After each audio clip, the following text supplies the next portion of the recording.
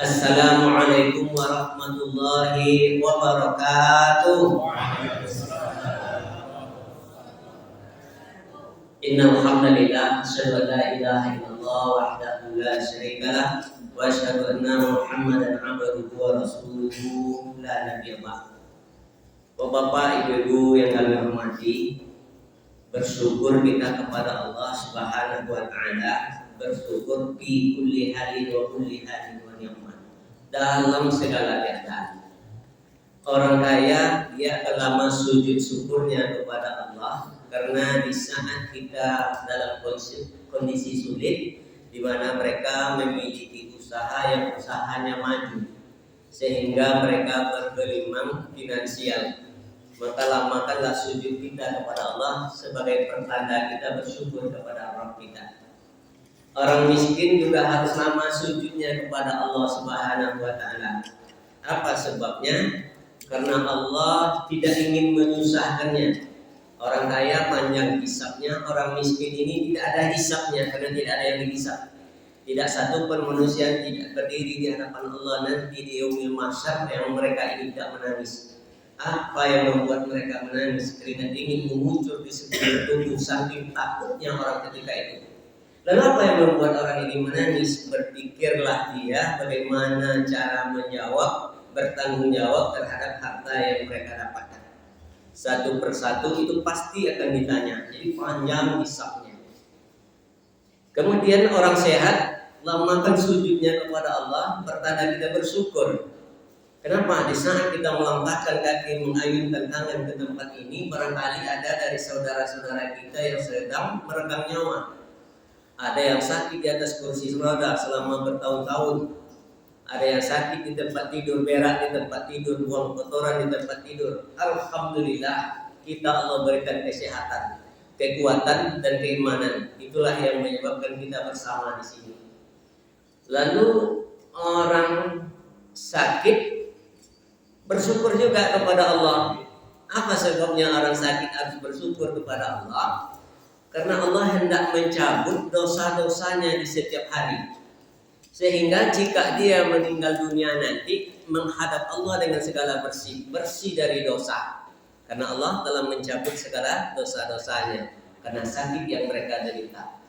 Oleh karenanya bersyukur kita kepada Allah dalam segala keadaan, fi kulli halin wa kulli halin wa ni'mah. Dalam segala keadaan, karena di dalam segala keadaan itu ada rahasia Allah yang kita tidak tahu, kita tidak paham. Maka perbanyaklah syukur. La in syakartum la azidannakum wa la in kafartum inna azabi lasyadid. Allah pasti akan tambah kalau kita bersyukur kepada Allah Subhanahu wa taala. Lalu kemudian hendaklah kita menjadi orang yang beruntung. Jangan sempat kita menjadi orang yang merugi. Siapakah orang yang beruntung dan siapa pula orang yang merugi? Ada 4 perbuatan yang membuat manusia menjadi merugi, kemudian mereka menjadi celaka. Gugur segala ibadah yang dia lakukan karena 4 hal ini. Lalu ada 4 hal yang membuat manusia ini menjadi hebat. Dia termasuk orang-orang yang beruntung dia di dunia, beruntung dia di akhirat. Lalu siapakah orang yang celaka ini? Inilah pembahasan kita di malam hari yang berbahagia ini. Yang pertama, orang yang celaka itu adalah orang kaya, orang ahli ibadah, ya ahli ibadah tetapi sombong. Ahli ibadah saja sombong itu termasuk celaka. Apalagi dia bukan ahli ibadah. Nah, coba kita lihat, iblis itu adalah makhluk Allah yang perintahkan beribadah. Ribuan tahun dia lamanya mengabdikan dirinya kepada Allah, tetapi ketika Adam diciptakan, semuanya disuruh sujud. Yang tidak mau sujud itu adalah iblis. Kenapa tidak mau sujud? Aba wastakbar. Dia merasa dia diciptakan dari cahaya, Adam diciptakan dari tanah. Inilah pula yang membuat dia tidak mau sujud. Gengsi dia untuk sujud tadi. Lalu kemudian ribuan tahun dia mengabdi kepada Allah.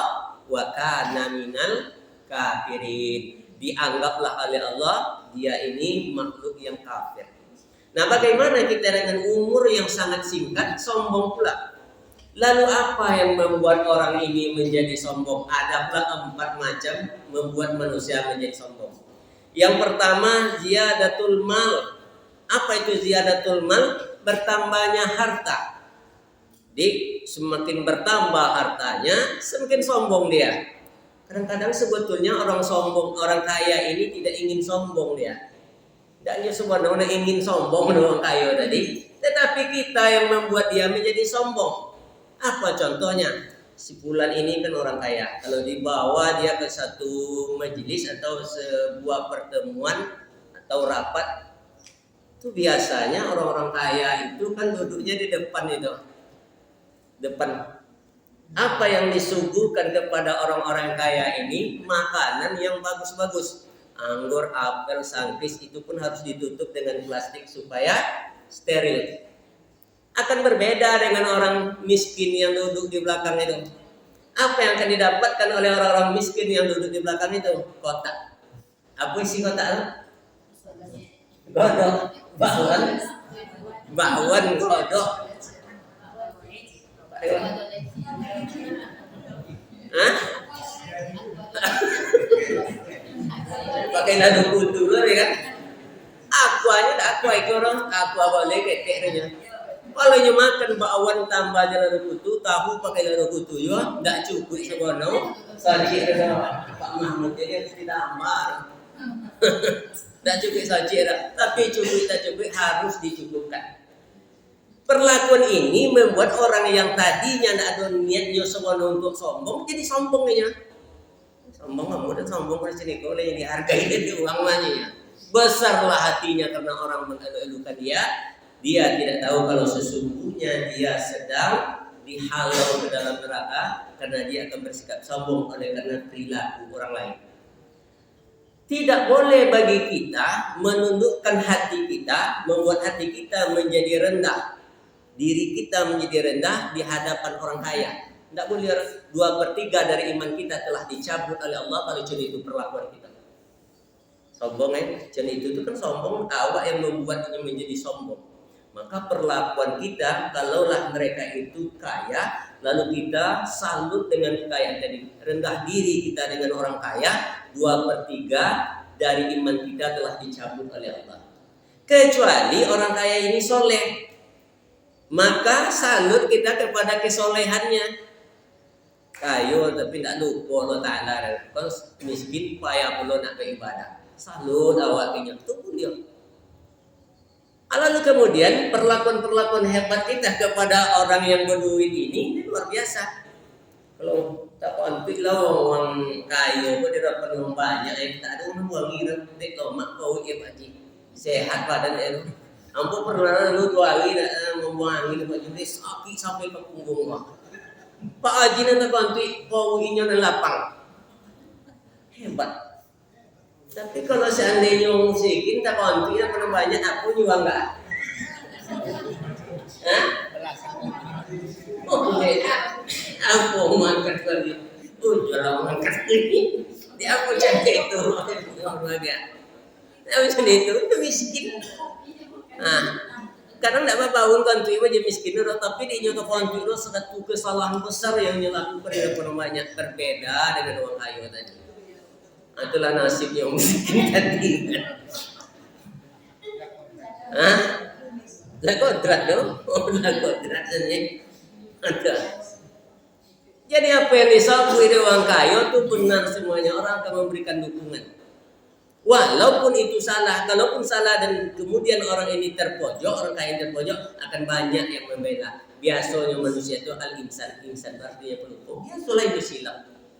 Tapi kalau nan orang miskin, baca itu bolehnya. Yang mana yang disabuinya?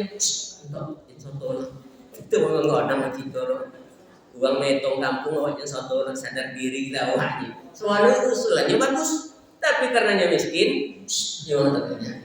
Ngeri itu kan, ngeri itu ya. Terjadi bapak ibu yang berbahagia, kan terjadi yang macam itu. Bukan sombong itu memakai baju bagus tuh tidak sombong kalau itu, tapi awak memang bagus baju awak. Jangan baju 31 ini, baju 5 soleh itu asli tidak bagus, tidak sombong. Ibu-ibu banyak pakai ome, tidak sombong dulu, cuma bahaya aja kan. dirampok orang itu aja ya. Tapi kalau di kampung kami dulu Bu, Pak, bergotong royong kalau boleh nikah kawin pesta misalnya kan, itu gotong royong di rumah tuh. Uang-uang banyak Umi itu biasanya yang diintai dia mami pilado. Uang-uang kan Om pilado tuh, tapi uang kayu itu tuh yang minta adanya. Jadi pas kejadian oleh itu kan banyak tuh. Ini namanya pilado saya baju malah kan terangkum. Pokoknya orang kerinci ini rasanya kan bunyi. Banyak lah ngangkat maunya titipan Allah tadi kok lah diplomasinya kan. Jadi orang kaya itu jangan berlebih-lebihan awak memujinya karena menganiaya. Siapa yang teraniaya? Orang kaya tadi akan muncullah sifat sombong karena adanya ziyadatul mal. Awalnya sebetulnya tidak asal dia nak sombong nak, tapi karena perlakuan orang banyak kayaknya menyebabkan dia menjadi sombong. Itu yang pertama. Yang kedua, ziyadatul mankus, kuasa. Kekuasaan itu bisa membuat orang menjadi sombong. Maka oleh karena itu, Bapak Ibu yang berbahagia, jadi sombongnya besok Pak Dewan awak tidak nak menyapu awak. Kadang awak pun heran masuk uang kau temu jupiti, masuk uang kau temu jupiti. Nih kau pakai jilbab, nih kau nak pakai rebana atau segala macam kan? Tiba pemilihan, lewat video tadinya, yang satu siapa video tadi, ampe orang nanti video deh, cucu saudara. Supaya aku, supaya dia punya ajinya. Yang ampe videonya, jadi dipakai juga deh. Nah iya ikhlasnya berjuang untuk awak, banyak nanti duduk uang tagare. Saudara minta. Kadang ada pengurus yang hebat lagi. Tipu mata dewan. Lonteng awak kok nyenyo. Boleh. Jadi diperkirakan jaya dari pengurus lebih uang 60 jutanya. Pitinan ada 25 jutanya. Bapak Ibu kalau ada yang ingin menyumbang yang ditembak Bapak Ibu, tapi nang kono Pak Dewan menduduk cakok. Caleg menduduk cakok. Maka oleh karena itu pilihlah mereka karena kesolehannya, ya karena kesolehannya. Kalau media kerja jawaban, nana itu kayak awak aja lah kan. Ada kesolehannya. Maka ziyadatul mankus. Kemudian puasa itu seperti pohon dodok, kan tuh pohon dodok ya. Dui panjang tuh, tokaknya kokoh, rimbun batangnya. Kalau nya sedang berdiri, dan tak bisa memanjat, adalah kenapa? Ancamannya duinya panjang. Di situ bisa merobek tubuh kita, maka tidak ada yang berani memanjatnya. Tapi bila dia jatuh, kura-kura pun bisa sampai ke pucuk. Kalau tumbangnya, kura-kura pun bisa sampai ke pucuknya. Maka ziyadatul mankus, kekuasaan itu bisa membuat orang menjadi sombong. Lalu kemudian adanya ziyadatut ta'ah. Bertambahnya ketaatan kok hati-hati. Maka hendaklah kita berdakwah bil hikmah wal mau'izah. Kalau lihat punya kelebihan, bolehnya sipulan ke jilbab atau bolehnya telopong yang mencakcon dan awak pakai lah. Sabun kayaknya dia besok pakai telopong ke masjid awak sesama ke masjid so akak jangkut so senang hatinya mendengar. Dan kan tadi ancam deh kita laporan sajid so kau yang ngangkang je di rumah.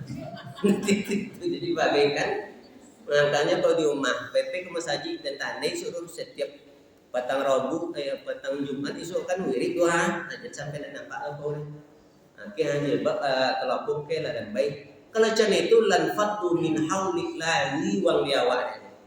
Kasih lagi uang dia awak. Kenapa awak kau untunglah tak sabu dia dah. Awak tak sabu buraknya. Boleh comel bang agak datang itu dari ininya. Kecuali awak sabu punya.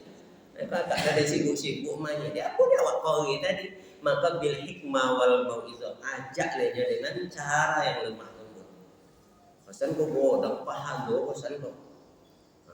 Menuntut ilmu kok sama dengan jihad fisabilillah. Macam hadis kinya sekali, man kharaja fi talabil ilmi fa huwa fi sabilillah hatta raja. Orang yang keluar dari rumahnya untuk menuntut ilmu. ilmu, mereka ini seperti fisabilillah, pahalanya sama. Hatta yarja, sampai mereka pulang ke rumah mereka masing-masing. Ndak dapat awak jihad mana kau ndak bisa awak awal kasiriatan mana amun awak sama-sama menuntut ilmu di masjid. Bahasa-bahasa yang seperti itu. Jadi ziyadatut ta'ah, kau hati-hati. Banyak orang yang merasa taat lalu kemudian memandang orang yang tidak taat itu seperti musuhnya. Ada kebencian yang nampak dari ekspresi wajahnya ketika melihat orang-orang yang dianggapnya tidak taat. Belum tentu tak siapa yang kena video Allah Ta'ala masuk ke dalam surga. Tingkat ketaatan kalau dinodai dengan kesombongan, ketaatan dan segala ibadah akan menjadi sirna di hadapan Allah. Kemudian adanya ziyadatul ilmi, bertambahnya ilmu pengetahuan bisa juga sombong sanu wongat lagu wong sodo kola bid'alah kola macam-macam aja. Kenapa? Karena bertambahnya ilmu, hati-hati ya Pak, bisa menyalahkan uang secara global itu salah juga. Jadi bahaya juga sebenarnya. Kalau sempat uang salah sodo atau wak sawang dan codioknya, berarti awak ngurus uang banyak kan? Jadi anca awak dianggap uang ngaleh, uang lain codiok sodo, uang banyak tuh ngurus awak seorang. Maka ziyadatul ilmi itulah yang nampaknya hari ini menciptakan banyaknya firqah yang kemudian mereka berargumentasi dengan segala macam bentuk argumentasi, dan seolah kau berargumentasi itu banyak jamaah menjadi pecah, tidak bersatu jadi ilmu tadi. Sebetulnya yang berilmu tadi bisa adanya membuat manusia kau sadar cium pak sisa cium pak ayam atau bangsa dulu hingga sadar. Batali tiga sapilinan, batumbuh tiga sejarangan, kabuki sama mendaki, keluar sama manun. Jan kacak langan baklangan kajak bati wajo diati basutan di mato Jadi buat jawab macam itu karena ilmu itulah yang akan membimbing sehingga manusia itu akan menjadi satu. Jadi ziyadatul ilmi, kalau nanggung ilmu, itu tidak memandang uang salah. Jadi kalau lanyu berilmu, betul-betulnya berilmu, pastilah seperti padi yang semakin berisi tunduk ke bawah. Kenapa saudara guru? Makin berisi tunduk ke bawah. Jadi buat canda ayam ya baku tu apa lalu si kunyong sebut ini dan lain itu dan jantan baku deket membatino pokok asal nagawi itu amai. Buatlah bagaikan penyu di atas pantai, telur 1000 tapi dadanya mengecek. Jadi itu seharusnya kita lakukan ketika munculnya ziyadatul ilmi. Itu yang menyebabkan kesombongannya. Kemudian ada lagi orang yang celaka itu kata Rasulullah, itu yang kedua, orang yang sehat tetapi lalai. Tidak ada seorang manusia tidak akan menemui mautnya. Awaklah memang diponis di Allah Ta'ala, tetapi dirahasiakan kapan ponis jatuh. Kalau seharusnya dibayar tahun 2005 soal supply-nya, tidak awak makan selama dari kini sampai tahun 2025. Kenapa? Saking takutnya awak. Tapi itu dirahasiakan Allah Subhanahu Wa Ta'ala. Ketika manusia sedang terbaring kaku dan kemudian nyawanya sudah berada di kerongkongan, nampaklah tetesan air mata yang berlinang. Apalah nama membuat gigi uang yang akan meninggal tadi menangis. Mereka ini menangis ternyata bukan takut meninggalkan suaminya yang kaya raya dan tidak pula takut meninggalkan istrinya yang cantik. Semuanya mereka akan lupakan. Anak cucu mereka akan lupakan ketika itu. Lalu apa yang membuat dia menangis? Hanya satu harapan yang ada dalam diri. Laula akfartani ila ajalin qarib. Ketika ajal itu sudah mulai tiba, maka dua harapan. Yang pertama fa asaddaqo, yang kedua huwa akum minas sholihin. Ya Allah, berikan saya kehidupan dan kesempatan ke dunia. Saya ingin menjadi dan berbagi kepada orang-orang yang tidak mampu. Wa akum minas sholihin, dan kemudian kami betul-betul ingin menjadi orang-orang yang soleh. Tapi lalai dulu. Ketika mata bagus kami tak baca Quran. Ketika kami sehat, kami tidak ke masjid. Sholat berjamaah, padahal kami sehat, punya waktu, punya kesempatan. Ketika kami punya uang, kami tidak korban. Lalai itu kan? Lalai itu. Ada piti tapi tidak perlu berkorban. Luar biasa kelalaian terjadi. Inilah yang membuat orang meratat ketika ajal menemuinya nanti. Kenapa? Karena lalai dia dalam hidup. Bagi mereka yang ikut berkorban, Bapak Ibu, ini pas. Alhamdulillah banyak luar biasa ya.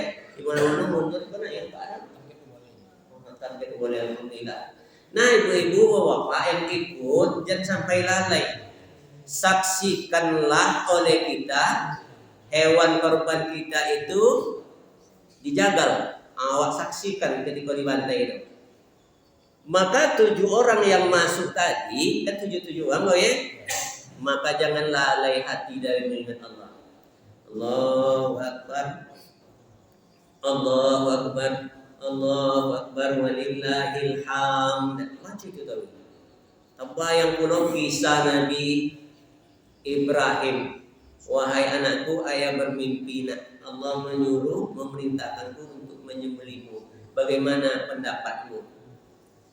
Oh, kalau Allah yang menyuruh, wahai ayahku, laksanakan. Jangan takui, laksanakan. Pasti ayah mendapatiku menjadi orang yang sabar. Luar biasa tuh. Minan awak suruh kati ke bawah. Suruh kalau masuk ojeknya awak 10 ya. Tak kau 60 itu dah awak. Kau dibantainya pun rela seorang anak. Coba awak yang mimpi dan nak cuba-cuba aja. Suara Allah Ta'ala memotong tangan anak ciang ya, jari cik ya. Apunya nak agak.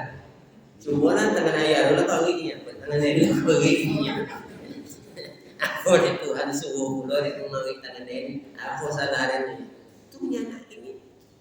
Anak ini, SMP pun tak mau sekolah. Cabut aja tu mana SMP dan SMA cabut. Awak-awak tu jadi cabar lah leh. Nak sekolah lah nanti mau bini orang misalnya kan jadi jualnya tu. Tak cakap awak dah 25 tahun dah terjana dah kita naknya bini di mantu awak kan. Anak kini SMP kelas 3 SMP. Dak nak sekolah. Dak nak sekolah nanti mau bini lagi ya. Tapi jangan jadi jualnya. Seni itu yang minta asal kan. Aku luar biasa. Tabi ayu mata awak Allahu Akbar Allahu Akbar walillahil hamd. Sangkutkan hati, jangan lalaikan hati ketika disembelih. Apa sebab alun darah sampai ke tanah ibadahlah ditemu oleh Allah Ta'ala. Onde luar biasa ibadah ditemu oleh Allah Ta'ala alun darah sampai ke tanah. Maka jangan hancurkan ibadah kita dengan kelalaian hati. Kayaknya kau bau banyak. Dia orang pertama. Iya tu, takkan sama kau dengan kau bau nomor 2 suruh. Pokoknya yang ketiga, tak tahu dia apa ni panitia korban mana. Hati, tak wajar dulu. Wak kau bil godang godang yang dibantai ini orang. Ambil ketek ni siapa ni temo? Yang ketek. Apa sebab? Karena adanya sifat ketaatan, keikhlasan. Nah, itu yang menyebabkan diterimanya ibadah si Habil dan Qabil. Walaupun besar tapi tidak ikhlas. Jadi jangan lalaikan hati. Masuklah kelompok 2 orang punya komentar dua. Awak itu payah ini. Kau bawa di pantai sekarang togaan ini. Tidak rela cenderung ni orang kata aku ni orang kadu mereka dia orang aja di kelompok orang mayu. Aku ni orang ketiga mereka mayu soal dan masuk di kelompok itu. Hancur deh, abdi di ibadah awak. Padahal di dalam berkorban itu awak akan senang menghadapi yaumul mahsyar nanti. Orang akan berjalan di gunung Sahara yang sangat panas ketika itu tanpa sehelai benang pun yang ada di dalam tubuhnya. Mereka akan berjalan dengan kaki yang telanjang selama berapa tahun. Emas sekali dia melaksanakan itu. Bahwa 20 tahun ya. Ada dalam satu riwayat itu 40 tahun dengan takaran ukuran hari akhirat. Satu hari di akhirat itu min alfa sanah, sama dengan 1000 tahun di atas dunia. Bayangkan. Maka orang-orang yang berkorban insya Allah mereka akan disediakan kendaraannya oleh Allah Subhanahu Wa Taala. Mereka tidak akan susah di akhirat nanti. Mereka akan berjalan dengan perut yang buncit. Ada di antara mereka perut yang buncit menyentuh tanah, lidahnya keluar menyentuh perutnya yang buncit. Ada mereka yang menangis karena luka yang menganga di tangan dan kaki mereka. Pasir-pasir tajam itu menancap dalam luka yang menganga tadi. Masya Allah, itu yang akan dilalui. Tapi bagi mereka yang berkorban, maka disediakan oleh Ta'ala kendaraannya nanti di yaumil mahsyar. Itulah orang-orang yang berkorban. Maka jangan cacatkan diri kita untuk tidak berkorban, dan jangan sampai lalai hati kita di dalam berkorban tadi. Tidak korban siko, tidak. Misalnya itu berkorban di aku itu, saya 3 kilo boleh, siko 2 kilo setengah gitu. Wah itu, jadi kok. Saya terpulang. Ikhlas, hilang keikhlasan awak setan buas rumah ni tak tahu si korang ni. Ada yang macam itu. Bagus dalam pembagian korban awak. 3 pendapatnya. Pendapat pertama untuk sehari makan awak dia memakannya. Sehari itu awak makan 3 kali, sehari 3 ramuk itu tanya. Akan sampai 3 ramuk itu mulia awak makan. Pendapat yang kedua itu sepertiga dari yang kita korbankan. Ini pendapat Imam Hanafi. Jadi orang boleh mengambil daging itu sepertiga. Kalau 10 kilo ada 10 kilo soalnya Pak deh. Ya 70 dia kan tulang tak makan orang tulangnya tanduk kan. Nah, jadi 10 kilo nya si kupa boi berosio daging kadang 70. Nyiwang manjual itu kayak 90 aja kan. Kami timbang 60 kayaknya. 65 setelah dibantai. Sabuin kalau menimbang tadi dia apa ya Pak 90 bagi kalian pandai dulunya banyak daging kita cecer loket ke tulangnya. Tidak kan sampai 10 kilo 20 kilo. Taklah 70 kilo. Jadi kalau sepertiga dari 70 kilo, awak akan mengambilnya 3 kilo, 3 mato, 3 puluh. Kan segitu dia ambil harus di bawah sepertiga tadi. 2 kilo songa misalnya 3 kilo misalnya kan yang harus di bawah sepertiga lah ketek.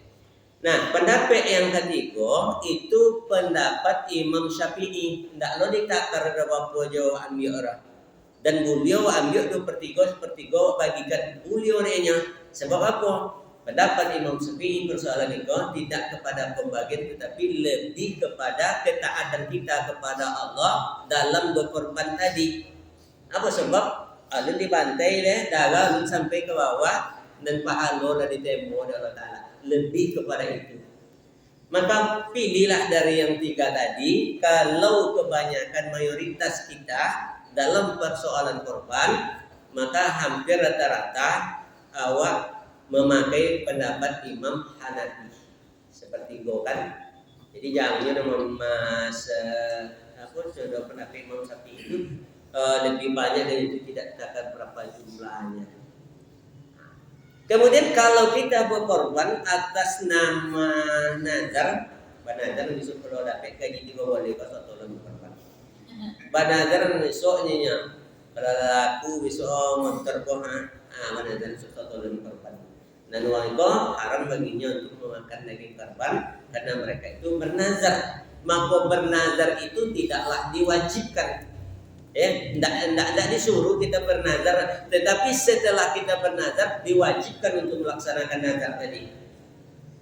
Itu loh. Maka orang yang pilih kata Rasulullah itu mereka yang selalu bernazar tadi. Jadi jangan kita makruh sebetulnya bernazar itu tidak dianjurkan. Tetapi bila kita ucapkan kita bernazar maka wajib itu dilaksanakan. Jadi ada juga kisah lucu. Nonton dulu kan kalau ke Malaysia kok menyeluduk pakai sompan aja. Yang pernah aja itu pakai sompan aja. Jadi satu ketika yang mencoba orang tibalah gelombang godang. Begitu tiba gelombang godang tadi hampir saja karam. Nyenyo deh kok yo sampai besok ke Malaysia nya. Dan bernazar untuk membantai seekor kambing sampai di Malaysia nya. Alhamdulillah selamat mereka dari kematian dan bencana ombak dan gelombang sehingga mereka tidak digulung. Sampai di Malaysia, laba pojo, laba pipi, sampai di kawan tadi. Andainya, awak petang kok banazar yonya. Kok sampai ke Semarang, awak akan memantaikan yonya. Iyonya awak pulo, iyo pacami-cami, iyo aro-aro pulo, iyonya. Apa maksudnya? Awak kan pesami dari Ta'ala dan bawa awak Allah Ta'ala dulu. Kok ngerti kok? Kenapa berbutan? Ya awak ini macam-macam ini aro-aro lah nyonya.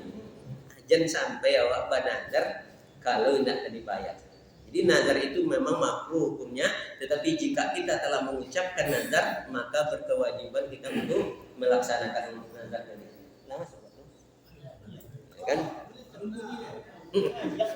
Panjang le. Ini dua macam. Nah, jadi orang yang sehat tetapi lalai, ini sangat luar biasa. Ini adalah orang-orang yang celaka. Sehatnya tetapi lalai artinya dalam kehidupan ini. Lalai dalam berbuat ibadah, kita menunggu cara esok lagi. Lalai loh. Korban bisa tahu nikonya, tak tahu napan lagi. Itu adalah orang yang lalai. Apa yang bisa dilakukan hari ini, maka jangan tunggu esok lusa. Harus kita lakukan. Lain?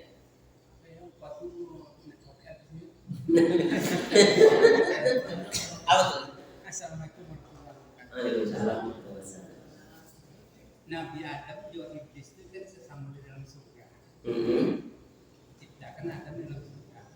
Karena kesombongannya iblis, tak mau sujud sama Adam, kan dia dicap durhaka sama Tuhan. Pertanyaannya, mana yang dulu diusir dari surga itu Adam apa iblis? Ya iblis dulu baru Adam. Kalau yang iblis dulu yang diusir, pertanyaan kedua, kapan iblis itu menggoda Adam suruh makan buah budi? Setelah itu, Tapi kalau dia diusir kan tidak masuk di dalam surga lagi, tidak bisa keluar masuk. Itu pertanyaan.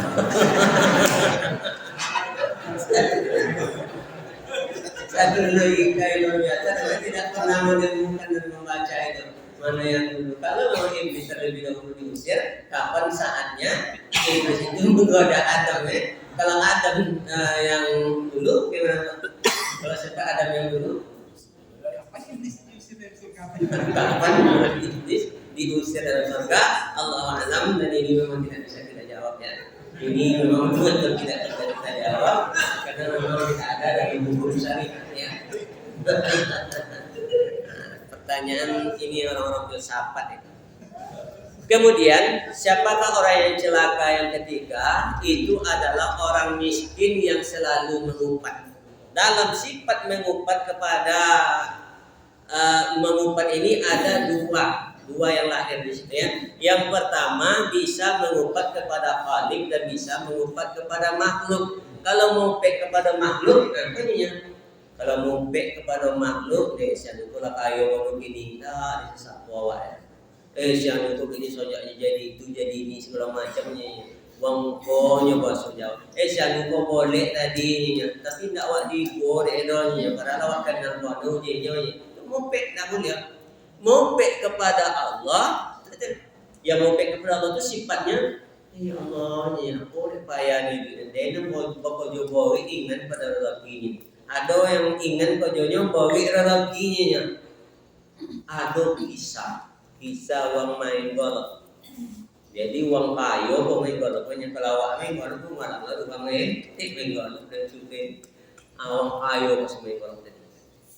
Jadi yang mengumpulkan bola golf itu disebut dengan caddy. Dan namanya caddy ya. Profesinya itu caddy, mengumpul bola golf tadi. Konek lawang kayo ko main, duduk lainnya di sebuah batang pohon yang daunnya. Jadi mandangnya lawang miskin kakinya kaget, orang miskin kagumnya. Aku nyawa miskin tadi sungguh kayo dapat. Aku nih mandangnya kadaninya sambil pak kayo dapat. Rumah Pak Encak dibangun dengan ornamen yang sangat hebat. Harta Pak luar biasa banyak. Itu Pak tidak babandrol saking banyak. Yo tadi buka adanya tas, lalu kemudian disuguhkan uang miskin Kedi tadi dinya air. Wahai Kedi, cobalah kau minum air saya ini. Diminum pula Kedi tadi. Begitu diminum, muntahnya. Pak, air apa ini? Seperti kotoran binatang saja. Tak ketek baunya air yang diminum tadi. Wahai Kedi, inilah yang bisa saya minum untuk melanjutkan kehidupan. Saya tidak bisa meminum saya tidak bisa meminum air selain daripada air ini. Maka oleh karenanya engkau beruntung bisa minum apa yang tidak engkau bisa minum. Oh, kalau ada kawat Pak, sodo bisa minum. Apa aja?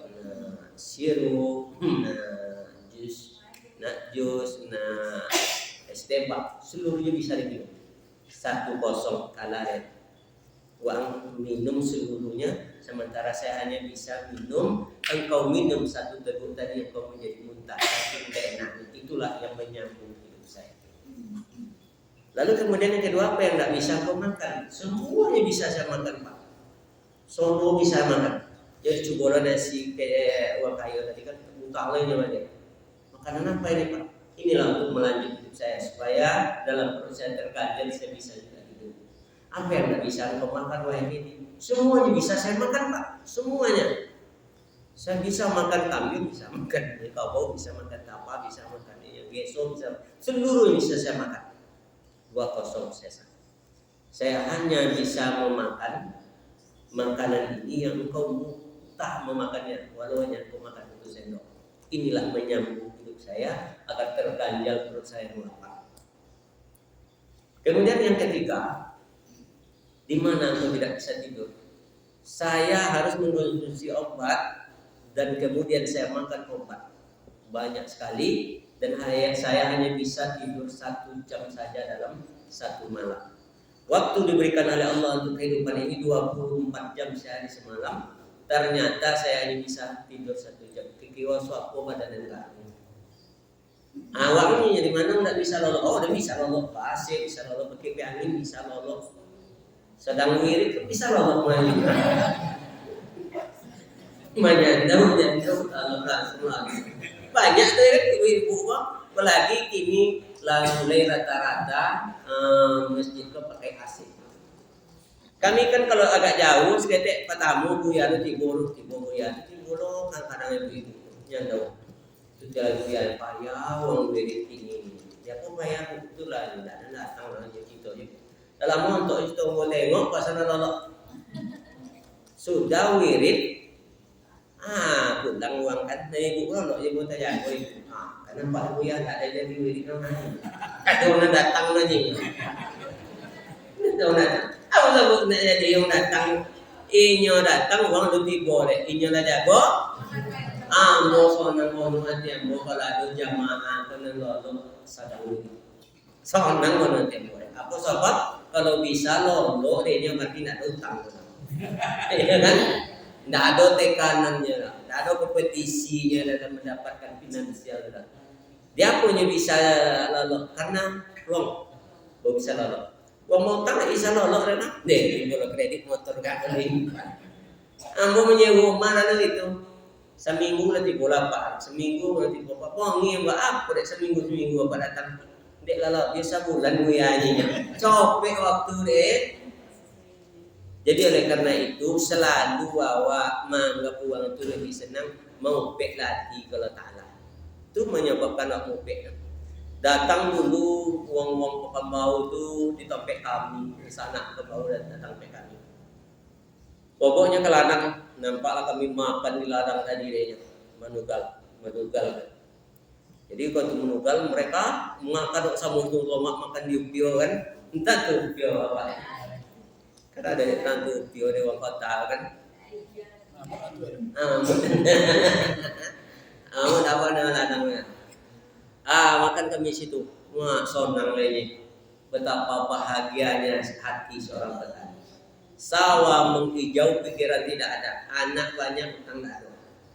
Nyinyo itu yang Ninyo pikirkan. Tenanglah mereka, senanglah jiwa mereka. Andaikan saya punya tempat, saya akan kembali hidup di desa ini dengan bahagia dan gembira dan cenderung di kota. Tapi di awak sesekali pulau dibuat daya ke Pekanbaru ya. Pekanbaru eksperimen. Lalu heran awak, ya Allah kok bisa tinggal di kota. Dah dong nan sulit di kota. Jangan sepeda le Honda cicik lalu motor aja. Bolak-balik aja motor. Gua ngancak-ancak pakaiannya. Awak menilai wong tu sonang, pasan wong tu menilai awak sonang. Maka jangan lahirkan maupe di lola. Kadang macam itu awak bagikan awak sesali diri. Padahal masing-masing punya masalah. Nah, jadi itulah orang miskin yang mengupat, bisanya mengupat kepada makhluk dan bisanya mengupat kepada Khalik. Lalu yang keempat, siapakah orang yang celaka itu? Orang bodoh tetapi tak pula mau belajar. Tidak ada mau belajar. Maka sesungguhnya kata syair al-ilmu bila amalin kasajarin bila tamarin. Ilmu tidak pakai amal, contoh pohon kayu tidak berbuah. Beramal indak ulo berilmu lah. Maka kasajarin bila tamarin, seperti pokok kayu yang juga tidak berbuah. Ada buah pokok kayu, jadi tanam tapi tidaklah berbuah. Maka haruslah hendaknya kita belajar menuntut ilmu, karena pada hari ini kita tidak akan mampu mengkanter para misionaris, para Syiah, orang-orang kufar di mana Islam setiap saat dipojokkan.